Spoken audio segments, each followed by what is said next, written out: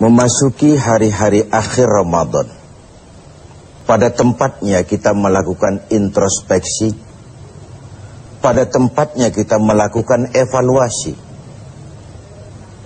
Kalau bulan Ramadan ibarat bulan kawah candra di muka, di mana kita dilatih, digembleng, digojlok jiwa kita ini, maka seorang petinju masuk latihan, keluar latihan, tentu saja tinjunya makin hebat.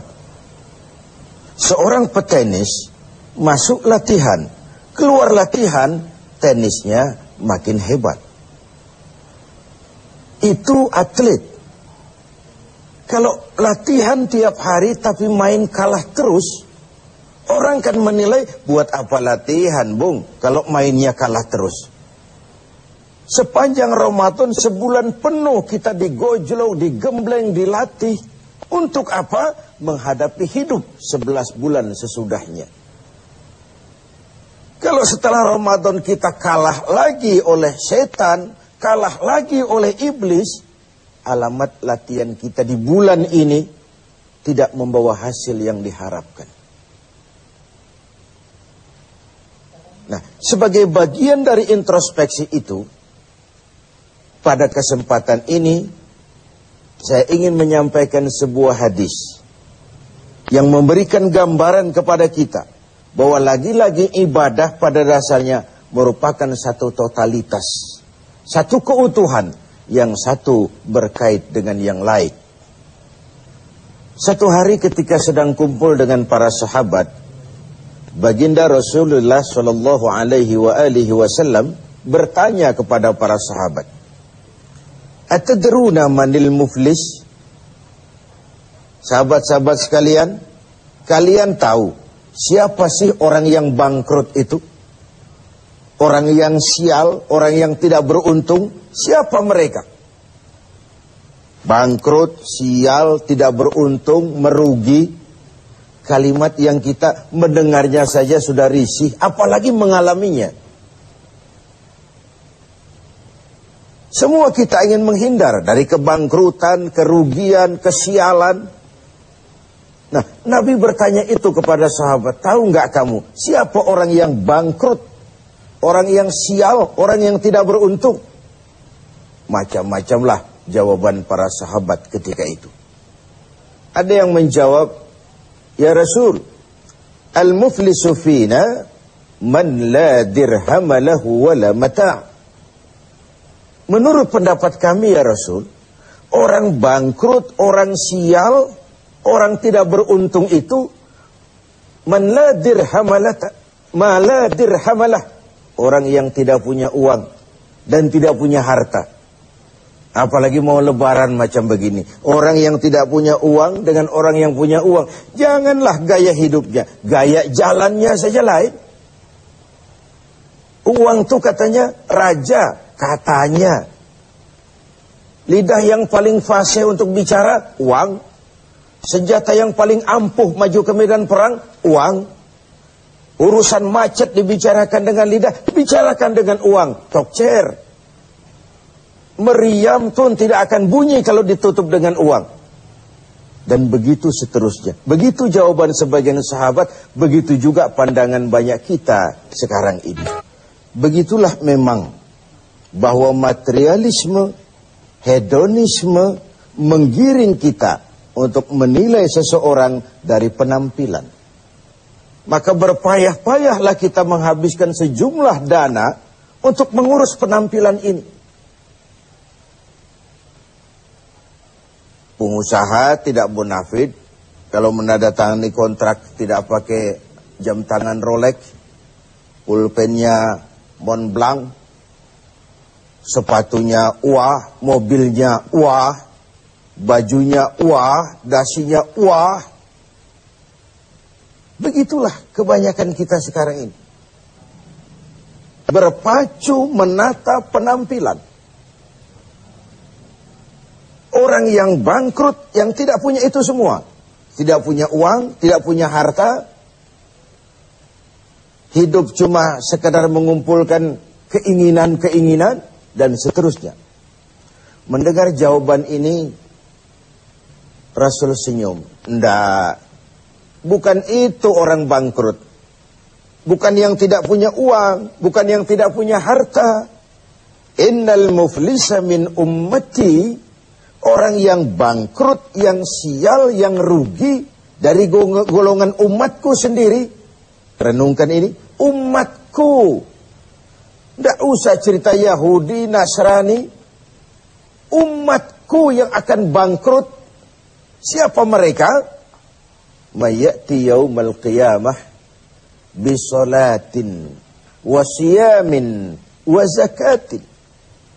Yaitu orang-orang yang besok di hari kiamat dia datang menghadap Allah dengan membawa pahala solat. Tuhan, inilah pahala solat saya. Karena memang di dunia dia tukang solat. Ini solat yang wajib, ini solat yang sunnah, rawatibnya, nawafilnya. Wasiyamin. Dia juga datang menghadap Allah dengan membawa pahala puasa. Puasa wajib Ramadan, puasa sunnah Senin Kemis, puasa 10 hari Syawal, puasa Rajab, dan begitu seterusnya. Wa zakatin. Dia juga datang membawa pahala zakat, karena di dunia dia juga bayar zakat, suka sodakoh, dan seterusnya. Di satu sisi, dia datang menghadap Allah, membawa pahala seluruh ibadahnya. Ya sholat, ya puasa, ya zakat. Cuma sayang, kata Nabi. Di lain pihak dia datang juga membawa kesalahan. Kesalahan apa? Wa ya'ti qad syatama hadza. Dia juga datang bawa kesalahan karena waktu hidup dia pernah mencaci maki orang lain. Syatama hadza. Pernah mencaci maki orang lain. Wa qadhafa hadza, pernah memfitnah orang lain. Wa akala mal hadza, pernah memakan harta orang dengan cara yang batil. Wa syafaka dama hadza, pernah mengalirkan darah orang lain tanpa alasan yang benar. Kalau ini yang terjadi, bagaimana nasib? Di satu sisi datang membawa pahala ibadah kepada Allah. Di lain sisi datang membawa kesalahan karena pernah menyakiti orang lain. Kalau inilah yang terjadi, maka kata Nabi ketika dia sedang asyik lapor, Tuhan ini pahala sholat saya. Datang orang lain, sebentar dulu Tuhan, dia memang ahli sholat. Tapi saya pernah dicaci maki di depan orang banyak tanpa alasan yang benar. Hancur hati saya. Di dunia saya tidak bisa menuntut dia karena posisinya lebih tinggi. Di sini saya menuntut keadilan. Benar orang ini pernah kau caci maki? Iya Tuhan. Tanpa salah? Iya Tuhan. Cuma untuk menunjukkan prestasimu sebagai orang besar, orang berpengaruh, orang berwibawa. Enak saja kau caci maki orang di depan orang banyak? Iya Tuhan. Sini, pahala sholatmu berikan kepada orang yang kau caci maki itu. Pahala sholatmu berikan kepada orang yang kau caci maki itu. Lalu, Tuhan inilah pahala puasa saya. Datang lagi orang, sebentar Tuhan. Dia memang tukang puasa. Tapi saya pernah difitnahnya. Tercoreng arang di dahi. Rusak nama saya. Hancur privasi saya. Saya tidak bisa kemana-mana lagi dalam hidup ini. Saya menuntut keadilan karena di dunia saya tidak berani. Benar kau pernah fitnah dia? Ya Tuhan. Kau tahu lidah itu kecil bentuknya, besar akibatnya. Akibat ulahmu memfitnah dia, hancur namanya, tercoreng arang di dahinya. Kemanapun dia pergi tidak sanggup lagi mengembangkan diri. Ya Tuhan. Ayo pahala puasamu berikan orang yang kau fitnah itu. Tuhan ini pahala zakat saya. Datang lagi orang, sebentar Tuhan. Dia memang bayar zakat. Tapi dia pernah memakan harta saya dengan cara yang zalim. Menggelapi uang negara. Menggelapi uang anak yatim. Menggelapi uang wakaf dan lain sebagainya. Di dunia tidak ada yang bisa menuntut. Karena dengan uangnya dia bisa menyumpal hakim. Dia bisa beli keadilan. Dia bisa beli hukum. Karena kata orang di dunia banyak pengadilan. Tapi sulit mencari keadilan. Pengadilan banyak, keadilan yang sulit. Saya menuntut keadilan. Benar, orang ini pernah kau makan hartanya dengan cara yang zalim? Ya Tuhan, sini pahala zakatmu berikan kepada orang yang kau makan hartanya dengan cara yang zalim.